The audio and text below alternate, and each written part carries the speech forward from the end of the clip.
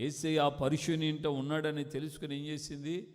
వెనక తట్టుగా వెళ్ళి కన్నీళ్లు కార్చి కన్నీళ్లతో ఆయన పాదాలు తడిపి తల వెంట్రుకలతో తుడుస్తూ పాదాలను విడవక ముద్దు పెట్టుకొని ఆ పాదాలకు తెచ్చిన అత్తరును పోసింది కదా.